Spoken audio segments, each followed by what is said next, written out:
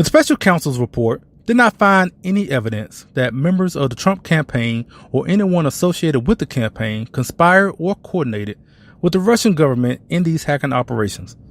In other words, there was no evidence of the Trump campaign collusion with the Russian government hacking.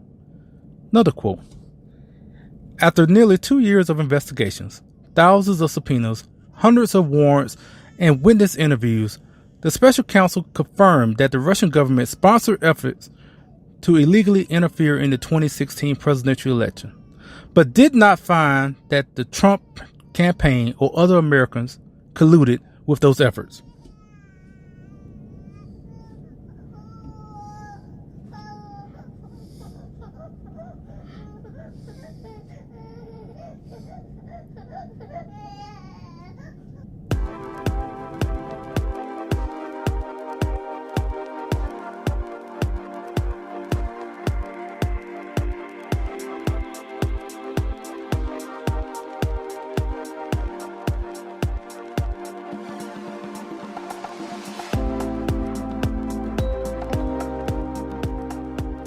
From the highways of America, here's the podcast where we talk politics, a little entertainment, some culture, and this and that, from the road to your ears. This is TrendChat with your host, Brian Bledsoe.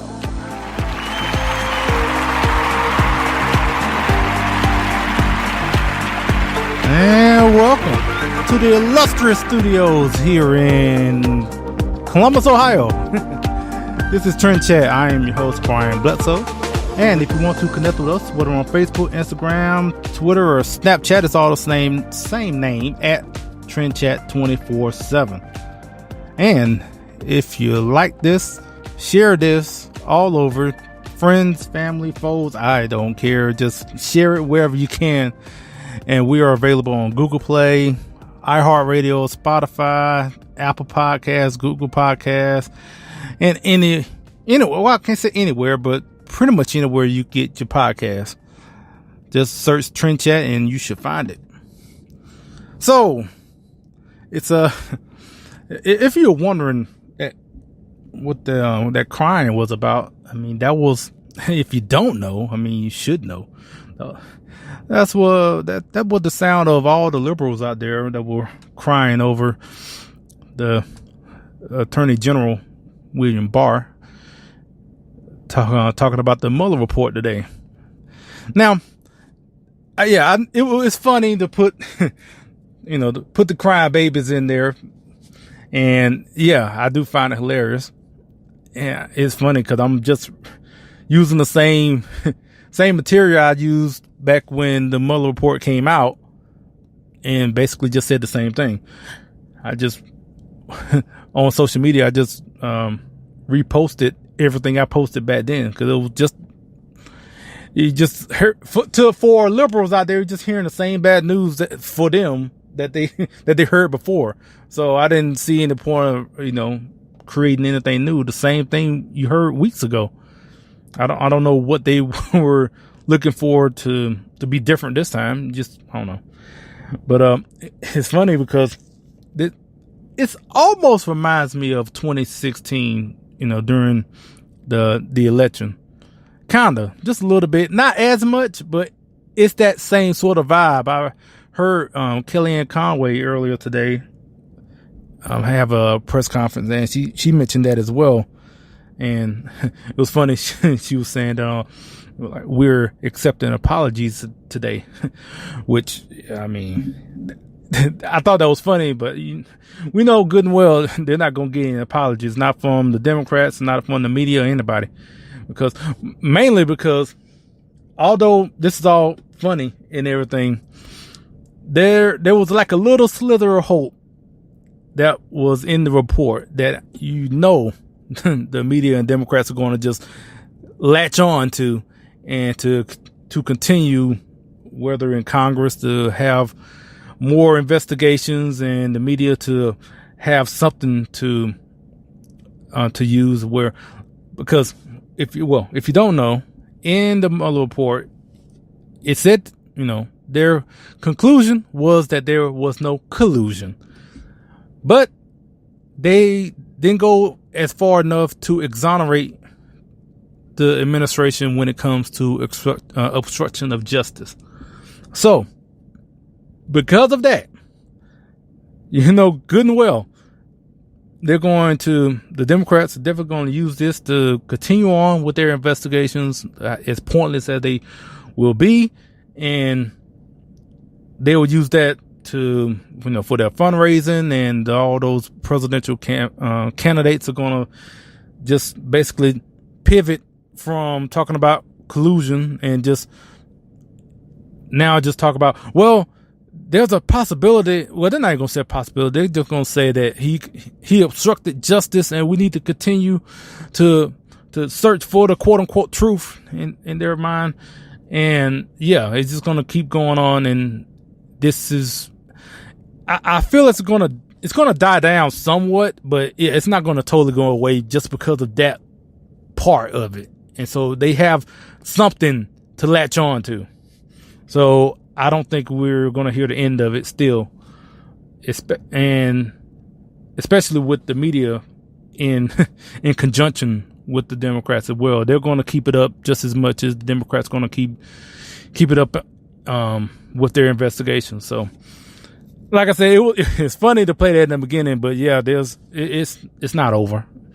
Unfortunately, there's going to be more behind this. I'm already hearing that Chuck Schumer and Nancy Pelosi want to bring Mueller to testify before Congress, and they want Attorney General Barr to resign. I mean, so we're just going to the next phase of this. It's not going to stop.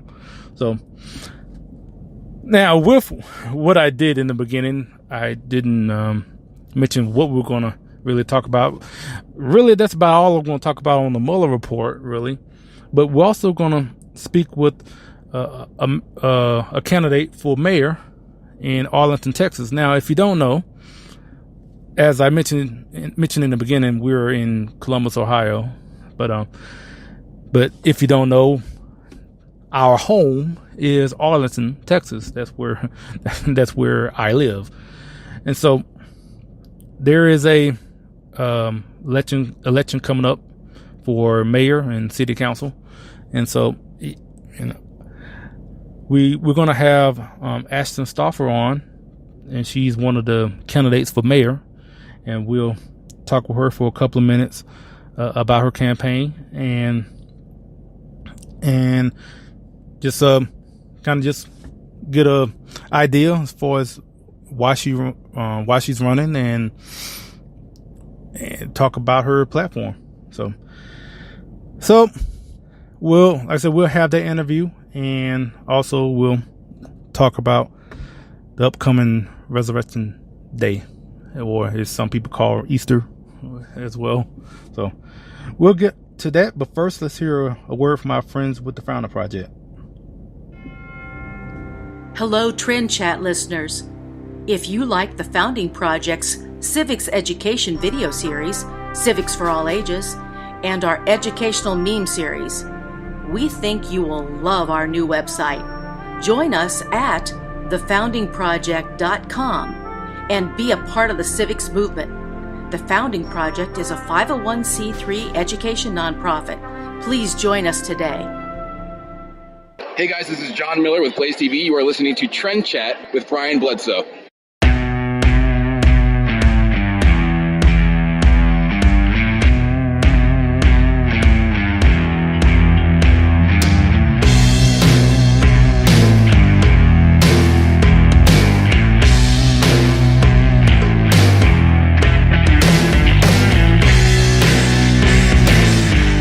All right. So as I mentioned before, I live in Arlington, Texas, and we have an election coming up, and so early voting starts next week, actually. So this is being recorded right now on April the 18th, and so early voting starts on the 22nd, and so we'll get into that in the interview. And so, as I said, we spoke with Ashton Stauffer recently about her campaign and to run for mayor. And so we're going to get straight to it. So without further ado, here is our interview. TrendChat, and we are very pleased to have Ashton Stauffer with us. She is an entrepreneur, lifelong resident of Arlington, Texas, and right now she is running for mayor of Arlington, Texas.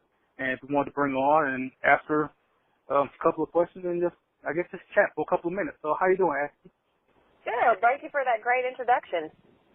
So, well, first question is, what inspired you to run for mayor? Well, like you said, I am a lifelong Arlington resident. In fact, my family's been in Arlington for over 6 generations on 2 different sides of my family. I went to Mary Moore, Bowles, Martin High School, and it wasn't until I started owning businesses in Arlington and then dealing with what that is like and what kind of culture we've created as a city for locally owned businesses, and what a hard time I had, that I decided to get involved. Ironically, I was raised in a household where you purposefully don't involve yourself in politics because it can be divisive, and so it wasn't until it started really knocking on my front door or knocking on my business door that I got involved. We want to kind of go down some of the priorities that you've put out, and just want to ask about some of those. I guess we'll first start off with property tax, and I mean that's always a big topic in Texas especially. And you are running on what you call a effective property tax rate. So first off, what is that, and how do you look to do that? Sure. Well, actually, that's the third plank to my platform. That was just a quick bio about who I am and how I'm involved in Arlington. But my platform is Arlington Citizens First. So finally having the opportunity to put Arlington citizens first.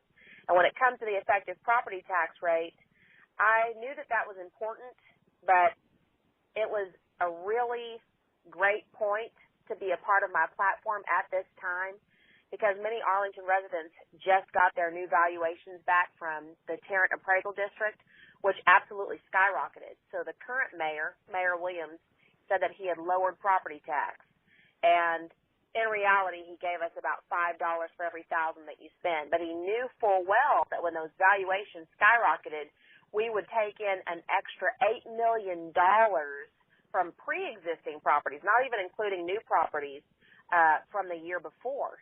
And so the effective property tax rate is a mechanism that is very easily put in place that freezes that cost. So no matter what those values go to, you're not paying more in your property taxes. And a great example of this really hitting home for one of our Arlington residents here, and this has happened to many people, although Mayor Williams's property devalued by $50,000.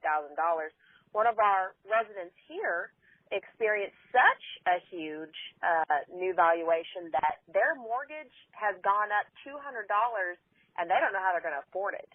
So that's something that we can put in place very quickly and fix for the Arlington residents. Okay, and I know I saw a video in where you were talking about the negotiations with the Texas Rangers. I know that in Arlington that definitely was a big issue back in a couple of years ago. I know you mentioned about those negotiations. Well, originally I thought there had been integrity in the process because we took it to the ballot. The Arlington citizens voted on it. The majority of Arlington wanted a new stadium for whatever reason. The previous stadium was very nice, although, hey, at least it's going to be used for XFL now, which I'm really excited to have Bob Stoops here, honestly. But I thought there had been integrity in the process until I realized that we were taking a 10% ticket tax and a $3 per car tax. And then we turned around and in this new package, we just gave that to the Rangers. So through inflation, as prices continue to rise and even price out families who've been going to the games for decades, we may not only be paying for the entire stadium, they may actually make money on the deal. And what's most disturbing is we gave them this terrible deal to the Arlington citizens, and we couldn't even put preferential treatment to hire Arlington citizens first. You could at least do that, and there is a twofold to this measure because we got Texas Live at the same time, kind of a simultaneous thing. And the businesses in Texas Live are not from Arlington. We could have offered those sections of Texas Live, those restaurant opportunities to locally owned businesses. And I own Jambo's Barbecue Shack, but it didn't have to be me. It could have been another barbecue place. There's a great place called Fork in the Road here in Arlington. There are other great locally owned restaurants that could have taken advantage of that, and we are just not putting Arlington citizens first at all. And that is something that I'm always going to come back to when it comes to my decision making is how are we putting Arlington citizens first? And yes, being a local business owner, and I noticed another plank in your platform is creating the Office of Business Ambassador. So for the people who maybe not have no idea what that means, what is that, and why is that also a priority of yours? Well, for instance, like what I was saying in the beginning of how I even got involved in the local politics, of the runaround I received as a local business owner, an example of this is I had many different inspectors that had not been in communication with each other show up at different times and give me different to-do lists. For instance, I'd have one inspector show up, give me a to-do list before I was open. And this is a pattern in Arlington. After this had happened to me, I found out it was happening to other people where they are going bankrupt because of these costs before they could ever open the doors. So you would have an inspector show up. They'd give you a to-do list. You would go through the cost and the tediousness of completing that to-do list, and then a different inspector would show up, give you a whole new to-do list that's going to take another, 2 weeks or a month and however many thousands of dollars, and then they're cross-pointing the other way, and no one's held responsible. At the same time, the permitting process is terrible. So this Office of Ambassadorship would organize that, set one inspector to a business so that we can streamline this process. This one inspector knows what's going on, knows what the previous to-do list was set up to, and see, we're totally over-ordinanced here in Arlington, and these ordinances are written in a way that is left up to the interpretation of that inspector. So you can literally have a situation where an inspector can just dislike you as a person and have that ability and that range of emotion in those poorly written ordinances to take it out on a business. So we can create an Office of Ambassadorship that acts as a liaison between the city and those businesses to help streamline the inspectors and the permitting process, and then we can comb through those ordinances and either update them or completely eliminate them and make it much easier for locally owned businesses to thrive here in Arlington. And I want to say this one last thing in this regard. This actually is this way for a reason. According to people that I know who were involved in private meetings, the mayor before the current one we have right now, when he was able to bring the Dallas Cowboys to Arlington, he said in private meetings, we are going to make locally owned businesses work hard to get the privilege to own a business in Arlington. And I can get the pride in that, but they almost did things this way purposefully, and there's definitely a pattern. And if you're an owner here in the city of Arlington, or you're even a contractor here in the city of Arlington, you know what it's like to do business here. It's not good. Yes, I remember I saw you speak at one of the candidate forums almost about a month ago, and I know one thing you mentioned was about think about permits as far as how much it costs to have for a food truck to operate Right. Arlington as opposed to anywhere else. I don't remember exactly. That's just something that just came to my head when you mentioned that. I don't know if you remember that part, but for people that want to know, what's the difference as far as having to even the permit process that goes in Arlington? Well, actually, there's a city council member that's running named Andy Pryor who this is his go-to statement about how difficult it is to do local business, and he mentions that food truck permitting process. There for a little bit, food trucks were not even allowed to have a permit in Arlington, and that's why you would see food trucks coming from Dallas and Fort Worth because Arlington food trucks weren't allowed. I think they've gotten to a point where they're just trying to price them out. So it's allowed, but they're pricing them out. For instance, in Fort Worth, I think the permit's like $45. In Dallas, it's about $75, and here in Arlington, it's over $200. And that is for, let's say there's an event and you want to bring your food truck, and you have to pay this over $200 fee. How are you supposed to make a profit on that? And would the profit that you make even be worth the trouble that you go through? That's the real world problem for a local business owner just trying to make it. Yeah, I know, like the next plant that we were going to talk about, I mean, basically all the plants revolve around business, which makes sense being an entrepreneur in the Arlington area. And so, like for me, a big issue for me is fighting illegal immigration. Now, you mentioned about this, and normally when the subject of illegal immigration comes across, it's normally viewed as on the federal side or at least a state issue. And so, but you're looking to do this on the city level or municipal level. And so, what are you looking to do as mayor to combat illegal immigration? Well, I've had a lot of people mention that to me as well, is why would you even bring up a federal countrywide issue into a municipal election? And the truth is, our president needs our help. Was this man supposed to do this single-handedly?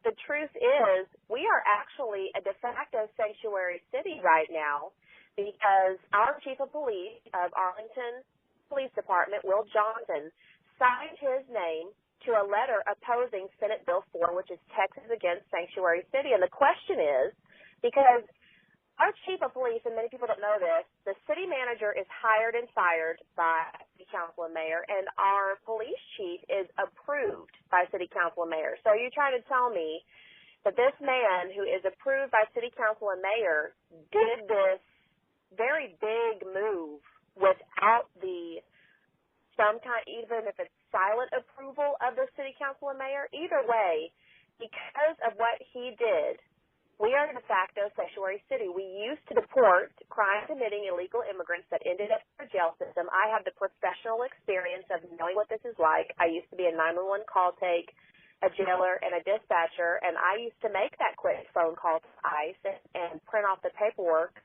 So when the president of the APA says, this is too difficult, it's not our job, that is a crock, to be honest with you. And the truth is, Mayor Williams used to be the chairman of the Chamber of Commerce.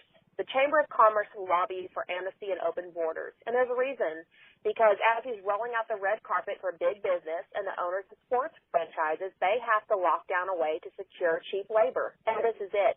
That's why we don't deport. So we are putting our citizens and even our police department in danger because of big business needs to profit off of Arlington.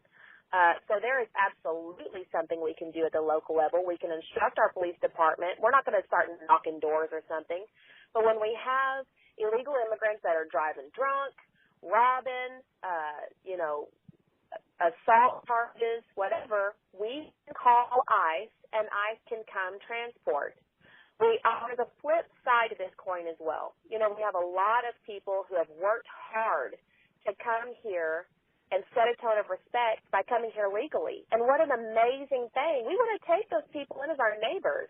And I would love to create an organization that teaches them our rich history and culture, and if they're of Hispanic descent, we have an amazing Tejano history here in Texas that many people don't know about. And we can teach English well so that they can be successful and assimilate into our communities so we can take them in as our neighbors. So we can do both of those things when it comes to immigration. Whether in what you just mentioned with the police chief and not wanting to enforce the law, I mean, this basically, even on the federal level or the state level, a lot of what is going on will be solved if we just enforce the law more than anything. Yeah. Well, I'd like to mention something when you said the state level.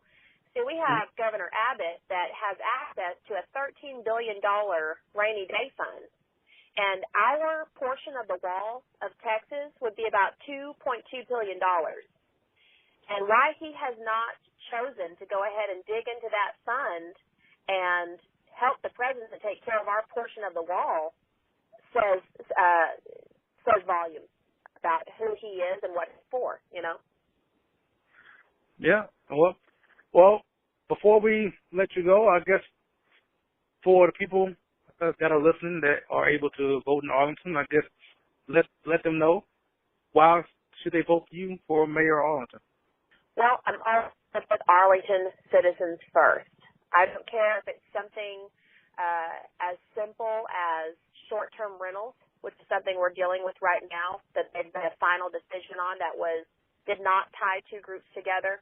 We can, if the premise of our decision-making is what puts Arlington citizens first, what can meet people in the middle and tie them together as a community, that's how we're going to be successful as a community. We were able to pass term limits with people all across the spectrum, reaching across the aisle, and achieving that common goal. And if it's something as large as illegal immigration, we can take that on as well. As long as we put Arlington citizens first, we will be successful as a community. And especially, I'm speaking to the people who've been here for decades. You know, I personally was born here in 1987. There was a feeling in the 90s that we were home, and we've gone corporate. And so at this point in time, we can remember Arlington citizens first, and we can take this city back home again. Okay. All right. And if people want to contact you on social media, where would they go? They can go to Ashton for Mayor on Facebook, on Twitter. I believe it's Ashton for Mayor as well. And then they can definitely go to voteashton.com for any further information about me and where I stand on the issues. All right. Ashton, thanks so much for your time. Yeah, thank you so much for having me. Really incredible show. I really enjoyed being on this. Yep, and thanks to Ashton for joining us. And just to make sure, we didn't get a chance to put this in the interview, but I'm going to tell you right now, early voting starts April 22nd through the 30th, and Election Day in Arlington, Texas is May 4th. Hello, this is Brian Bledsoe, host of TrendChat, also contributor at politichicks.com. Here to tell you about the new book called Politichicks, a Clarion Call to Political Activism, with over 300 pages from contributors like myself, talking about topics such as education, social issues, healthcare, the Second Amendment, and of course, activism. I encourage you all to check it out at politichicks.com, and is also available at Amazon and Barnes & Noble. Hey, what's up? This is Kai Jones, and you're listening to me on TrendChat.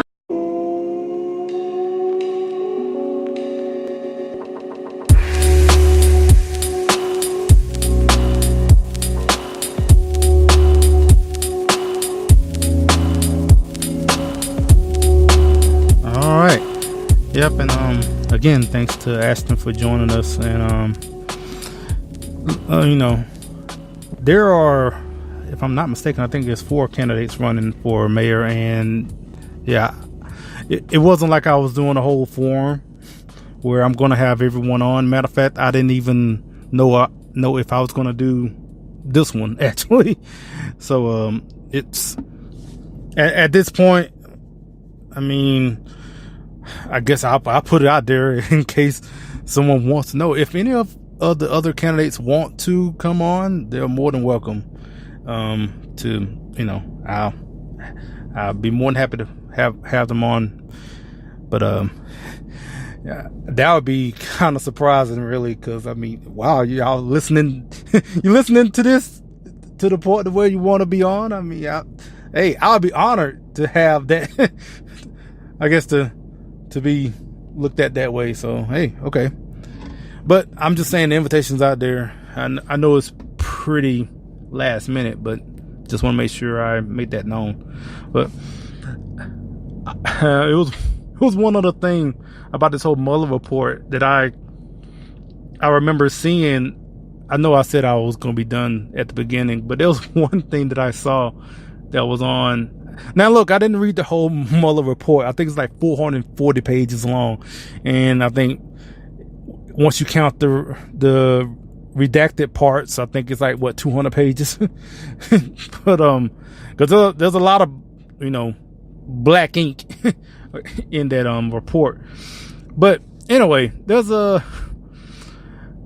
like a little sentence at the end of page 18 of the report, just in case you get your hands on it. Well, what I'm saying, get your hands on it. You'll probably see it on a PDF form on your tablet or phone or something. But yeah, if you go to page 18, there's a sentence there which kind of tickled me. I saw some people post memes about this, and I had to look for it and see it for myself. So it goes like this: the term troll, TROLL, troll, refers to internet users, in this context, paid operatives who post inflammatory or otherwise disruptive content on social media or other websites. Now, I found it a little funny. Now, I don't consider myself a troll. I don't, because I don't go out and just do, I guess, I don't do what this definition in this report says. At least I don't think I do. But nevertheless, I normally am called a troll just because.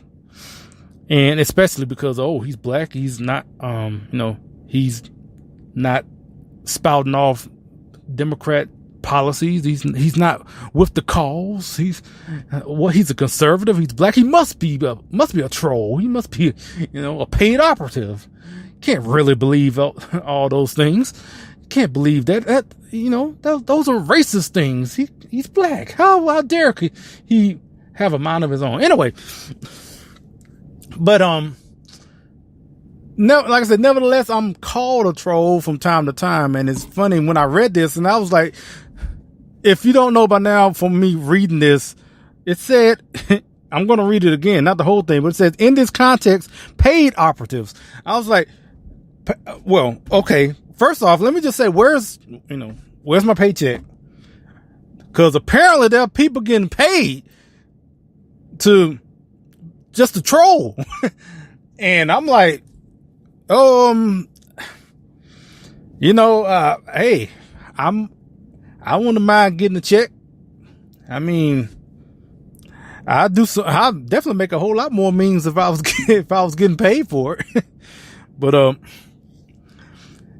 either way, it's funny because whenever someone wants to comment and say that, hey, you're nothing but a sellout or whatever, I can go into all the other, derogatory, profane, vulgar names they'll give me, all those nice, tolerant words that the left loves to call me whenever they want to comment.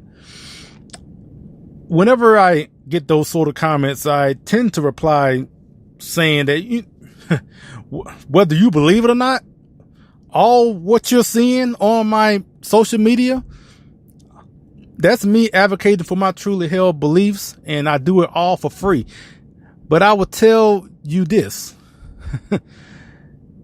Can you imagine how butthurt you would be if I actually was getting paid to do what I'm already doing now, and I had all the time to focus on that?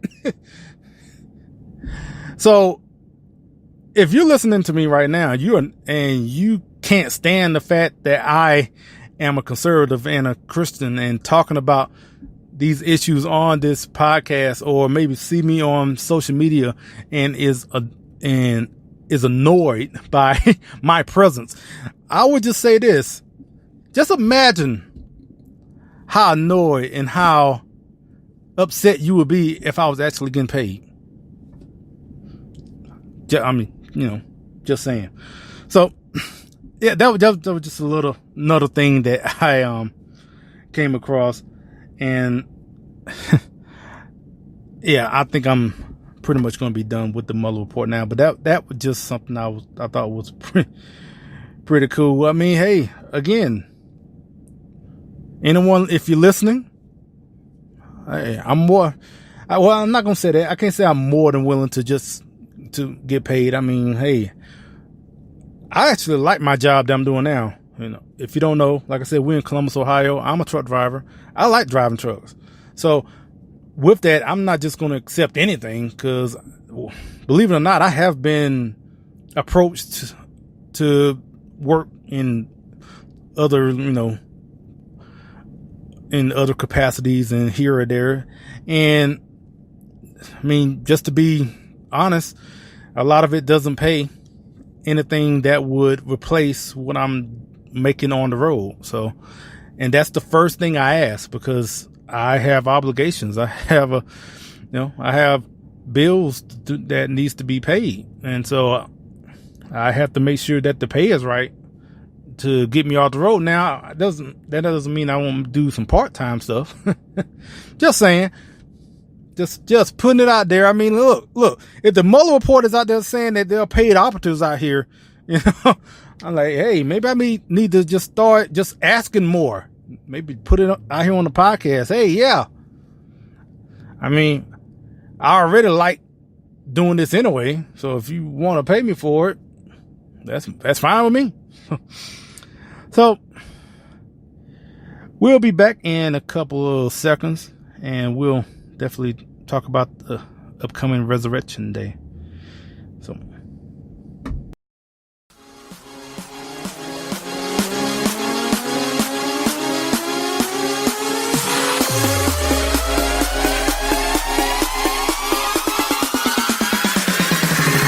This is TrendChat.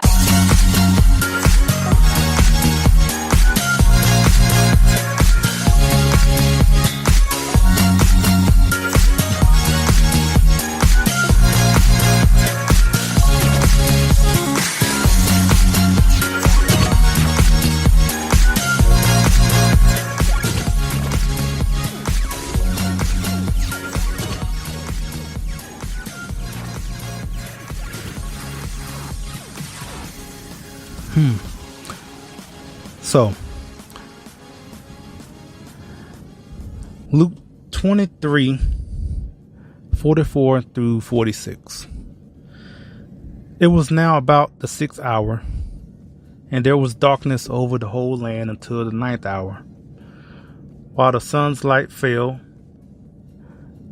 and the curtain of the temple was torn in two. Then Jesus, calling out with a loud voice, saying, Father, into your hands I commit my spirit.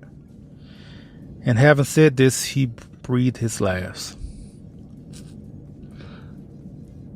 Luke 24, 1 through 3.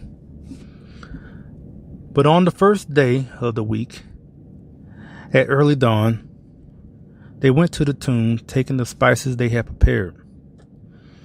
And they found the stone rolled away from the tomb. But when they went in, they did not find the body of the Lord Jesus. Now, like I said, we are coming up on Resurrection Day or Easter. And I wanted to just read a little bit of scripture. And wanted to just those couple of verses. I mean, I definitely would suggest reading not only just Luke, not only just these couple of verses, just read the Bible in general. And I hope everyone out there, I hope you have a happy Easter, happy Resurrection Day, and really just like Christmas, really understand the reason for the holiday, not about Easter bunnies and eggs and whatnot, and really appreciate what was done on the cross. So, and before we go in line with this, I want you all to definitely to think about one of our partners, which is ODG Apparel. And I picked them in particular, especially for this segment, because they make great Christian gear. So in talking about the gospel, they have plenty of shirts, hats, and mugs, and to go out there and spread the gospel, to start a conversation with your shirts and with your hat. You have something that says "Stop Being Dead" on it, and someone said, "What's that about?" And then that leads into a conversation to tell them the good news about what happened this weekend, or at least what we're celebrating this weekend. So again, odgapparel.com, and You put in the code TrendChat10, you get 10% off if you like what you see. And I'm pretty sure you would. So we're here at the end, and I can tell you what we're going to be talking about next week, because next week, Avengers Endgame starts on the 26th. Well, technically the 25th on that Thursday. So just to get you prepared, we're going to have another episode talking about Avengers Endgame. And if you know what I'm talking about, because from last year we had, what was it, 3 episodes talking about Avengers Infinity War? Yeah, we're doing it again. It's not going to be 3 episodes, because everything that we talked about Avengers is in those episodes. And hey, go back to listen to those last year when we talked about not only just Infinity War, we talked about a number of things. And so, Patricia Embry will be with us again next week, and we'll just talk about Endgame. So I'm pretty sure it won't be 3 parts. It's probably going to be the whole 45 minutes though. Would not be surprised by that. So, and also, we may have 2 episodes next week, actually, maybe. Or we might have to push it into the next week. I don't know, because also next week we'll be in Indianapolis for the NRA annual meetings. So depending on all the interviews we get the next weekend at the annual meetings. Oh yeah, we might have to do 2 episodes, because we did another interview with someone else that I definitely want to put on soon. So. Yeah, okay. Maybe 2 episodes. Hey, look, special treat. So, again, I really appreciate everyone that has been listening. And I say again and again and again and again and again, if you like it, love it, share it, subscribe to it, and give me some feedback too. If you like what you're hearing, let me know. And if you don't, actually let me know. If you one of those people that want to say, hey, you're a paid troll or something like that, hey, come at me, bro. No, but yeah. So again, we're on Google Podcasts, Apple Podcasts, Spotify, iHeartMedia, Spotify, Beyond Pod. I'm pretty much most of the popular podcast outlets we're on. So appreciate it. And until like I said, it might be 2 episodes, so I can't even say next Thursday. So it could be next Tuesday. I don't know. But until next week, let's put it that way. We'll chat with you later.